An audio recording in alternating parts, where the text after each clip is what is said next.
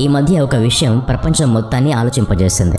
ప్రఖ్యాత బయోటెక్నాలజిస్ట్ హషీమ్ అల్ గై తల్లి గర్భంలో కాకుండా కృత్రిమంగా 3000 మంది పిల్లల్ని సృష్టించి ఎక్టో లైఫ్ గురించి చాలా కూలంకషంగా విషయాలు ప్రపంచానికి తెలియజేశాడు. ఈ టెక్నాలజీ ద్వారా 3000 మంది పిల్లల్ని కృత్రిమంగా సృష్టించి వారి ఆరోగ్యాన్ని 24/7 పరీక్షించే అవకాశాన్ని కూడా పెంపొందిస్తున్నాడు.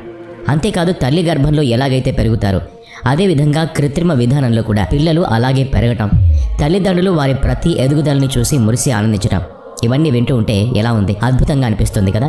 మిస్టర్ ఆల్గాయ్ వీటన్నిటి గురించి కూడా ఆలోచిస్తూ ఉన్నాడు. ఈ టెక్నాలజీ ఆయన ఇంకా ఎంతవరకు అభివృద్ధి చేస్తున్నారంటే ఇంట్లో కూర్చుని తల్లిదండ్రులు తమ బిడ్డను చూస్తూ తల్లి గర్భం నెల నిండే కొద్దీ అందులో బిడ్డ ఎలా తంతాడో ఆ అనుభూతిని కూడా తల్లి పొందేటట్టు చేస్తూ ఉన్నారు. ఒకవేళ తల్లి ఆ బిడ్డకు పాట పాడాలనుకున్నా, కథలు చెప్పాలనుకున్నా, జోల పాడాలనుకున్నా, లేదా తన గొంతు గుర్తుపట్టాలి అనుకున్నా తల్లి కూర్చున్న చోటు నుంచి ఆ బిడ్డకి ఇవన్నీ పరిచయం చేసే విధంగా కూడా రూపొందించాలన్న ఆలోచనతో ఉన్నారు. అసలు ఇదంతా జరుగుతుందా? ఎలా సాధ్యం? ముఖ్యంగా ఒక అంధవిశ్వాసానికి మూలంగా తయారు చేసింది. ఈ కథ 1500 AD నాటిదే. ఒక స్విస్ ఫిజిషియన్ పెరాషస్ ఒక స్త్రీ గర్భం దాల్చాలంటే కేవలం 2 వస్తువులు మాత్రమే అవసరమవుతాయి అని చెప్పడం ద్వారా జరిగింది. మగవారి స్పెర్మ్ లేదా గుర్రం యొక్క విసర్జన. అవును, మీరు విన్నది నిజమే, గుర్రపు విసర్జన. ఎలాగైతే ఎండిపోయిన చెట్టుకు నీరు పోసి ఎరువు వేస్తే పెరుగుతుందో అలాగే మానవ స్పెర్మ్కి గుర్రపు విసర్జన కలిపి వాటికి కొంచెం మానవ రక్తం కూడా కలిపితే 40 రోజుల్లోనే ఒక బిడ్డ తయారవుతుంది అని చెప్పాడు. ఈ రకమైన మూఢనమ్మకాలు అప్పట్లో చాలానే ఉండేవి. 1600 సంవత్సరాల వరకు స్త్రీ గర్భం ఒక మాయాజాలం అని నమ్మేవారు. అప్పట్లో శాస్త్రవేత్తలు కూడా చిన్న చిన్న స్పెర్మ్స్ అన్ని సూక్ష్మ మానవులుగా సెమెన్లో తేలుతాయని అనుకునేవారు. మహిళ శరీరంలో ఒక పెద్ద గిన్నె లాంటిది ఉంటుందని, అందులోనే బిడ్డ పుడతాడని అనుకునేవారు. అలా ఎవరైనా స్త్రీకి గర్భం పోతే ఏమనుకునేవారో తెలుసా? ఆమె కడుపులో శాపగ్రస్తమైన గిన్నె ఉంది, అందుకే గర్భం నిలవలేదు అనుకునేవారు. అప్పట్లో ఇలా గర్భం పోయిన వాళ్ళకి విషయం చెప్పాలి అంటే ఇదే సరైన పద్ధతి అని భావించేవారు. మరికొన్నాళ్లకి వాళ్ళ ఆలోచన విధానం ఎలా మారింది అంటే స్త్రీ గర్భం బిడ్డ పుట్టడానికి అనువైన ప్రదేశం కాదు అని అనుకునేంతగా. బిడ్డని రక్షించుకోవాలి అంటే గర్భం నుంచి ఖచ్చితంగా బయటకు తీసి పెంచుకోవాలి అనుకున్నారు.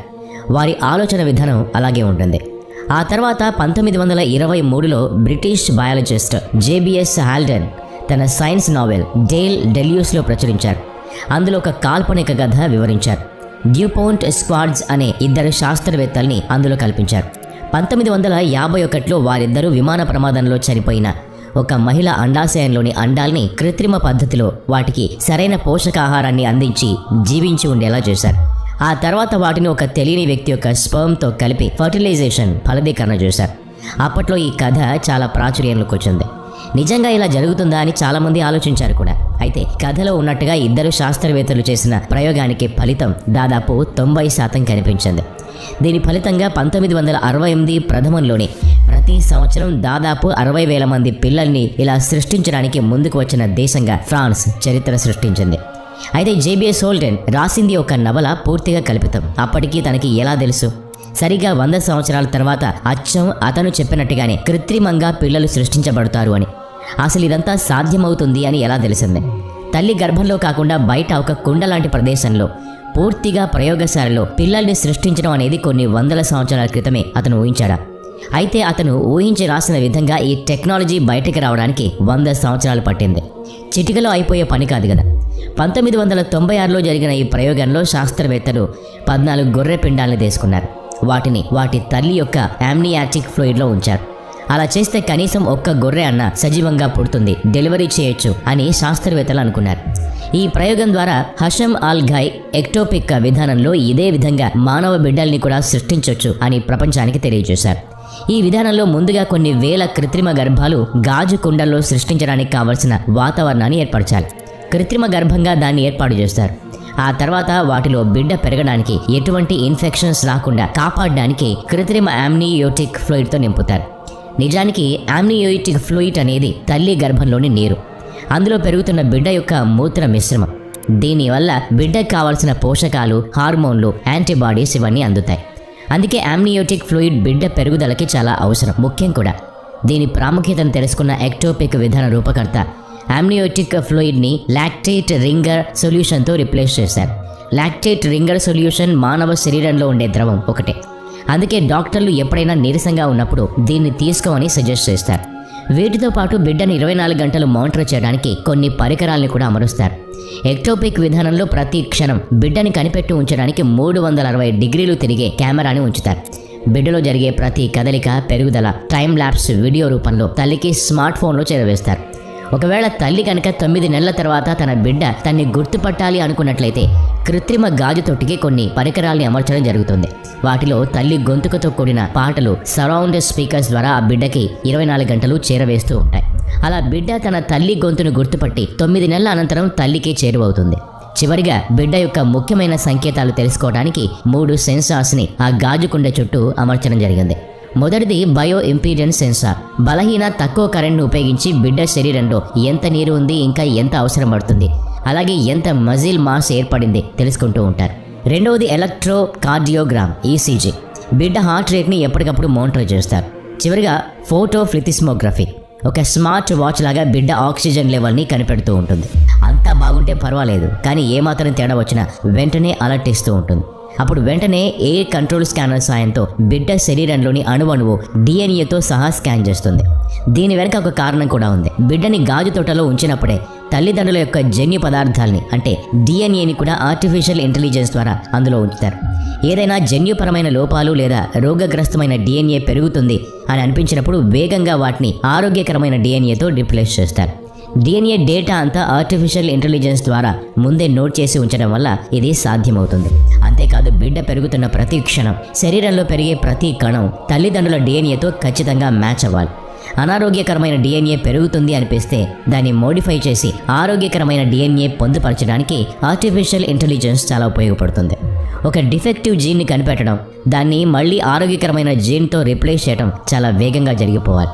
అప్పుడే అన్ని కణాలు ఆరోగ్యంగా పెరుగుతాయి. లేదంటే చేసిన శ్రమ అంతా వృధా అయిపోతుంది.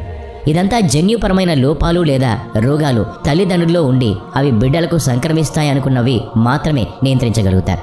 అంతేకాని మిగిలిన ఇన్ఫెక్షన్లు రావడానికి ఆస్కారం ఉన్న ఏ జన్యుని ఇలా రిప్లేస్ చేయలేరు. ఎక్టోపిక్ పాట్స్ అన్నీ మధ్యలో నిలిపి ఉంచిన 2 పెద్ద పెద్ద ట్యాంకులతో కనెక్ట్ అయి ఉంటాయి. మొదటి ట్యాంక్ న్యూట్రిషన్ ట్యాంక్, బిడ్డకు కావాల్సిన పోషకాలు, ఆక్సిజన్ ఇలా అవసరమైన వాటిని అందిస్తే రెండవది వేస్ట్ మేనేజ్మెంట్ ట్యాంక్, బిడ్డ నుంచి విడుదలయ్యే వ్యర్థాలని సేకరించి వాటిని రీసైకిల్ చేస్తుంది. ఈ 2 ట్యాంకులు పెద్ద పెద్ద వైర్స్ సహాయంతో ఒక్కొక్క పాట్కి కనెక్ట్ చేయబడతాయి. ఈ వైర్స్ బిడ్డకి పాట్తో కనెక్ట్ అయిన అంబ్లికల్ కార్డ్కి కనెక్ట్ అవుతాయి. బిడ్డలోని వ్యర్థ పదార్థాలు వేస్ట్ మేనేజ్మెంట్ ట్యాంక్లోకి వెళ్ళిన తర్వాత ఎనిజ్మెటిక్ న్యూట్రిషన్గా మారి న్యూట్రిషన్ ట్యాంక్లోకి వెళ్ళి పోషకాలుగా బిడ్డకి తిరిగి అందుతాయి. ఇందులో జరిగేది ఏంటంటే బ్యాక్టీరియా యొక్క బ్యాసిలస్ వాటిని 5 రకాల స్పీసెస్ అమిలేస్, ప్రోటీస్ అనే కొన్ని రకాల ఎంజైమ్స్ అనరోబిక్గా అంటే ఆక్సిజన్ అవసరం లేకుండానే ఉత్పత్తి చేస్తాయి. అలా బిడ్డ యొక్క మలమూత్ర విసర్జనను ఆక్సిజన్ లేకుండా చిన్న చిన్న పదార్థాలుగా మారుస్తాయి. తిరిగి వాటిని అదే బిడ్డకి ఆహారంగా అందించి అవసరమైన పోషకాల్ని, ఆక్సిజన్ని అందిస్తాయి. ఇలా బిడ్డ పూర్తిగా ఎదిగిన తర్వాత ఒక చిన్న బటన్ ప్రెస్ చేస్తే చాలు బిడ్డ బయటకు వచ్చేస్తుంది. అద్భుతంగా ఉంది కదా? అస్సలు కాదు. ఎందుకో తెలుసా? నిజానికి ఇప్పటి వరకు మానవ శరీరంలోని ఏ భాగాన్ని కూడా శరీరం బయట అంటే కృత్రిమంగా తయారు చేయలేదు, కల్చర్ చేయలేదు. ప్లాంట్ సెల్లో లాగా యానిమల్ సెల్లో కేవలం పోషకాలు అందిస్తేనే సరిపోదు. ఆ పోషకాలు సరైన నిష్పత్తిలో ఉండడం కూడా అవసరం. ఇదే ఎక్టో లైఫ్కి అత్యవసరం. సరే, పోషకాలన్నీ అందించామని అనుకుందాం. అంటే పిండం ఏర్పడటానికి కావాల్సిన ఫోలిక్ యాసిడ్, ఐరన్ ఇవన్నీ అందించామని అనుకుందాం. కానీ డాక్టర్లకు కూడా తెలియని విషయం ఏంటంటే ఇది ఎంత నిష్పత్తిలో పిండానికి అందాలి అని. వీటిలో ఒక పదార్థం ఎక్కువ అయినా, అంటే ఉదాహరణకి ఫోలిక్ యాసిడ్ ఎక్కువగా అందితే బిడ్డ రక్త ప్రసరణలో మార్పు వస్తుంది. మెదడు ఎదుగుదలపై ప్రభావం చూపిస్తుంది. న్యూట్రిషన్ ట్యాంక్ నుంచి అందించే ఆక్సిజన్ కూడా ఒక్కొక్కసారి ఎక్కువ తక్కువ అయినా దానివల్ల కూడా సమస్యలు రావచ్చు. ఎందుకంటే ఆక్సిజన్ ఒక గ్యాస్, అది నీటిలో అంత తొందరగా కరగదు. ఎక్కువ బరువు ఉంటే ఎక్కువ ఒత్తిడి ఎక్కువగా ఉంటే కరగడం కూడా ఎక్కువగానే ఉంటుంది. ఇందులో సమస్య మీకు కూడా కనిపిస్తోంది కదా? న్యూట్రిషన్ ట్యాంక్ ఖాళీ అయ్యే కొద్దీ అందులో ఆక్సిజన్ తగ్గుతూ ఉంటుంది. బిడ్డ దగ్గరికి చేరే ప్రతి పోషక చుక్క సమయంతో పాటు ఆక్సిజన్ కాన్సన్ట్రేషన్ తక్కువ అవుతుంది. దానివల్ల బిడ్డ శ్వాస తీసుకోవడం కష్టమవుతుంది. అయితే ఈ సమస్యకి పరిష్కారం శాస్త్రవేత్తలు కనుక్కొనే ఉంటారు. కానీ ఇప్పటికైతే ఇదంతా సిద్ధాంతపరంగా మాత్రమే ఉంది. అయితే శాస్త్రవేత్తలు ఇప్పటి వరకు బయటపెట్టిన విషయాలు దీని గురించిన సమాచారం అయితే లేదు.